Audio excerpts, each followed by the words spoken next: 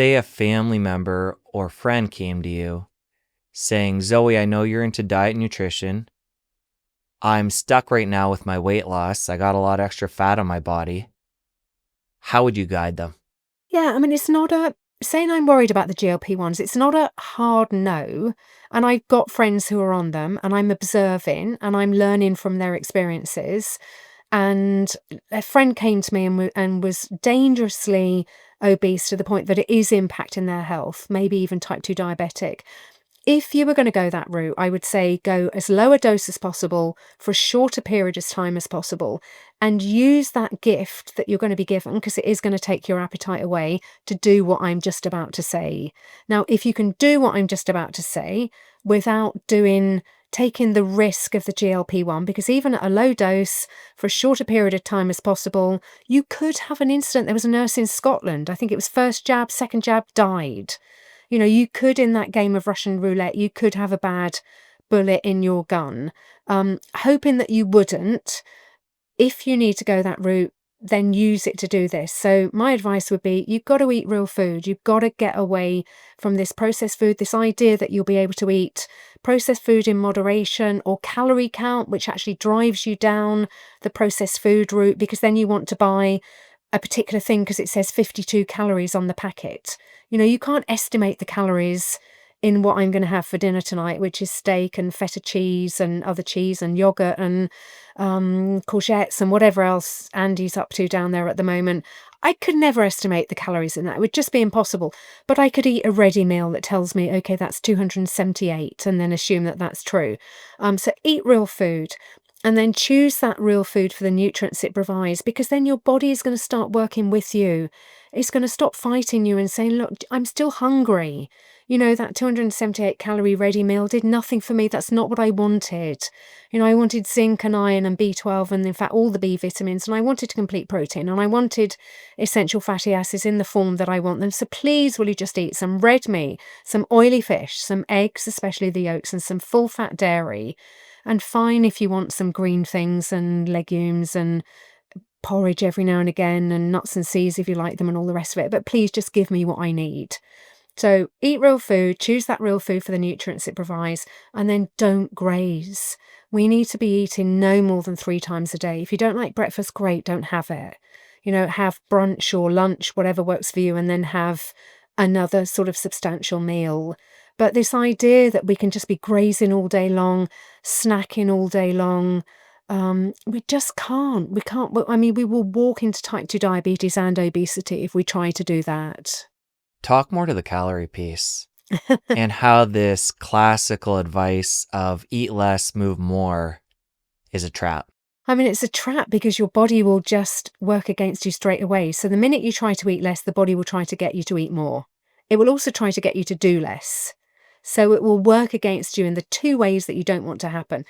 If you try to do more, it will try to get you to eat more to balance the do more, or it will try to get you to do less. So there was a brilliant study that's actually done in Plymouth in England. It was called the Early Bird Study. And they studied school children, and they managed to find school children from 3 different schools. And one was a group of poor kids, and they didn't really have any playing fields or organised sport at school. The other was a kind of sort of middle of the road. They had some sport, but it wasn't too great. And then there was a real sort of top-end public school where you can do rugby and cricket and polo and all this kind of thing. And they monitored them with this equipment put on the kids, and this is way before Fitbits. And they monitored how much activity they did throughout the day, and they did the same amount of activity.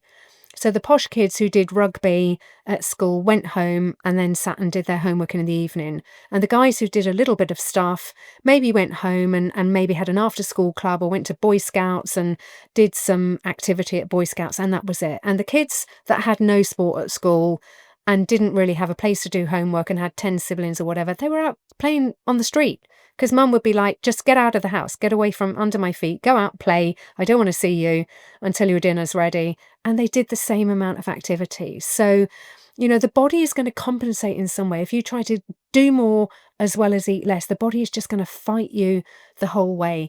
I mean, it's such a naive idea. I mean, they even put a number to it, which is just another myth. It's like 5 a day. I try to find out. So if you go to Men's Health magazine or something, they'll say, if you cut back by 500 calories a day for a week, you will have a deficit of 3,500 calories and you will lose 1 pound of fat. And it's not just Men's Health, it's in diet books, it's in diet calculators. It's just another one of these nutritional myths.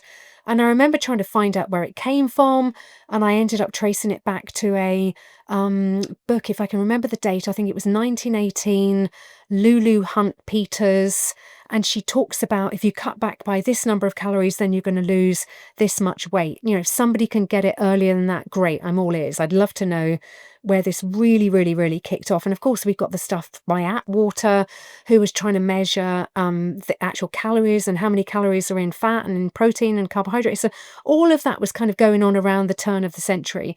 But this whole idea of sort of if you cut back by 500 calories, you're going to lose a pound. I unpack it in a presentation where I talk about calories. And I think it was 2018. If you put my name in on the internet and put calories and kettles, that's a bit of a curious word to put in, you'll find this presentation. And I unpack this whole sort of 3,500 calorie theory. But this idea that the body is just going to say, you had 3,500 fewer calories, I'm just going to give you a pound of fat. It's almost like, where do you want it? Do you want it off your waist? Do you want it off your bum? Do you want it off your bingo wings? There's almost this idea that the body is just going to give up that 1 pound of fat. It is not going to give up a pound of fat. The body is hardwired to do anything other than that. It does not want to lose fat. Fat is what has kept us alive ever since Australopithecus Lucy first walked upright. So the body's going to say, right, how can I get you to eat more? How can I get you to do less? If you're determined and you really are on this health kick and you've got some willpower and you really are trying to eat less and you really are trying to do more, there's some things that I can do. I'm not going to give you that 1 pound of fat every week. I'm just not going to do it. You're going to be in a bad way really quickly. I'm going to turn off the heating system. You're going to get cold. You're going to grow hair on your arms. I'm going to try to put some fur on you.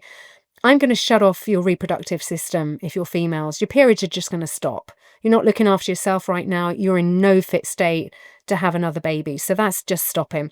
Lymphatic drainage system. I'm just not going to perform it as well as I could. Your face is actually going to get quite carby, quite puffy. Even though you're losing weight and you're eating as much, you're not going to be looking as good. What else can I do? I can not repair. I can not build bone density. I can not fight infection. You're going to get loads of colds. The Tour de France riders, their biggest single risk at the time of the Tour de France is getting a cold, because they're down to body fat percentages of about 6%, because every ounce on the bike counts. So they want their power to weight ratio to be perfect. Female riders long since never had periods, but the male riders are at the point, the slightest exposure to something, they're a mess. Your body is a mess. Your body is not going to give up fat.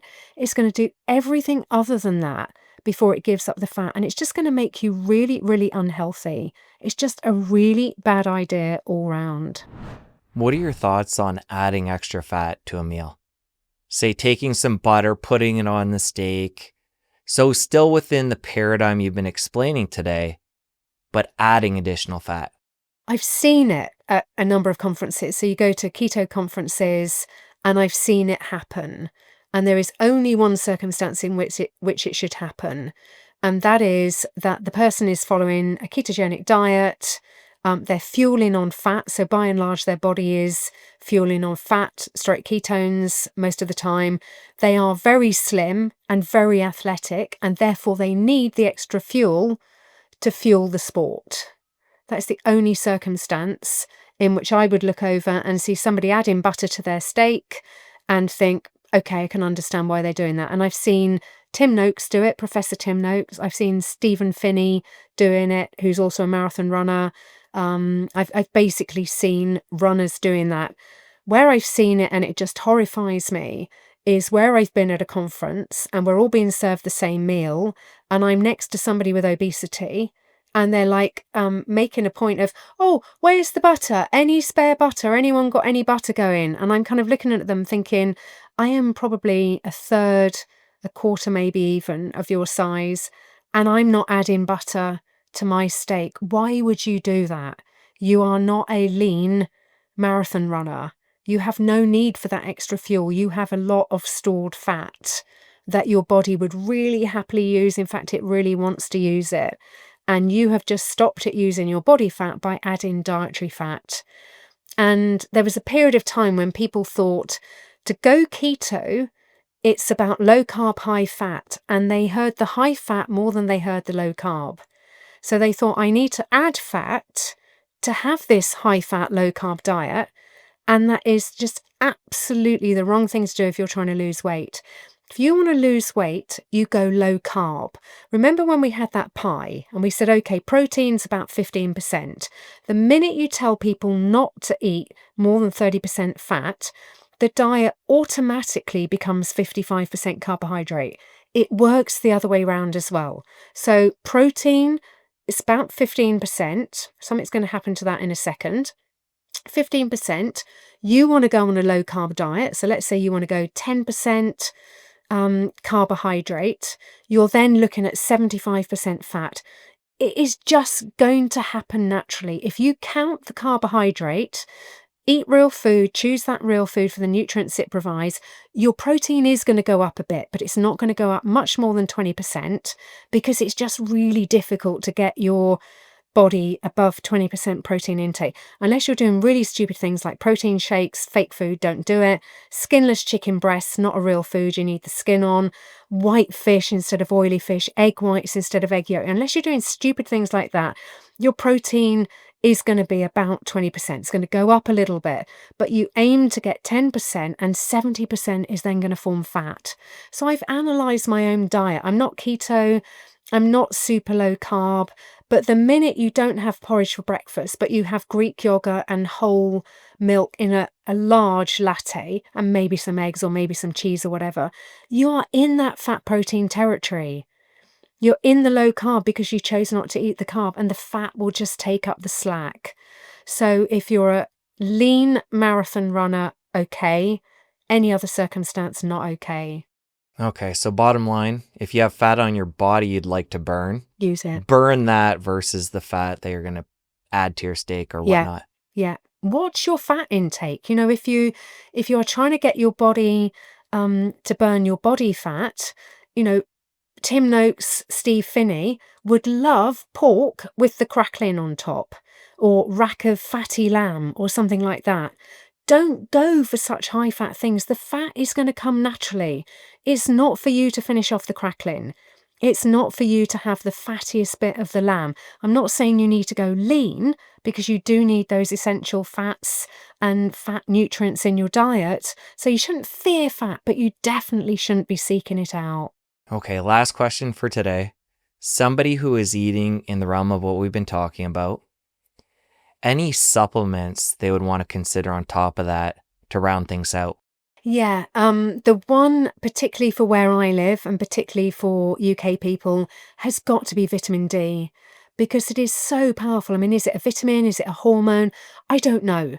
I just know that it does seem to be unbelievably powerful for general health, for avoiding infections. There's evidence for cancer. There's evidence for heart disease.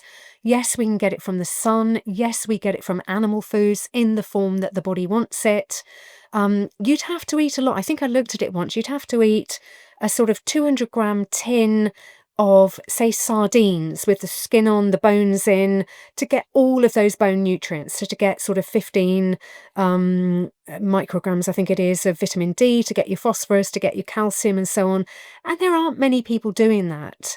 And if you live in California and you go outside a lot with bare limbs, you're probably going to get a good dose from the sun. But for people where I live at the moment, where it's been dark for 2 hours already, in the winter, we just don't see the sun and we don't even get daylight for more than about 8 hours a day. And it's still not very good daylight. Even in the summer, we get a lot of rain, we get a lot of cloudy days.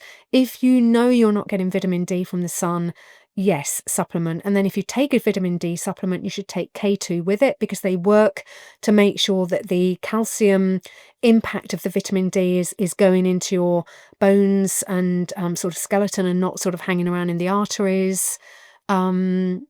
Essential fatty acids, if you don't like oily fish, they're just so much richer. The DHA, EPA is so much richer in oily fish than they are in meat. You can get more in grass-fed meat than you can from normal meat. But if you're not really going for much grass-fed meat or any oily fish, then omega-3 supplements as well.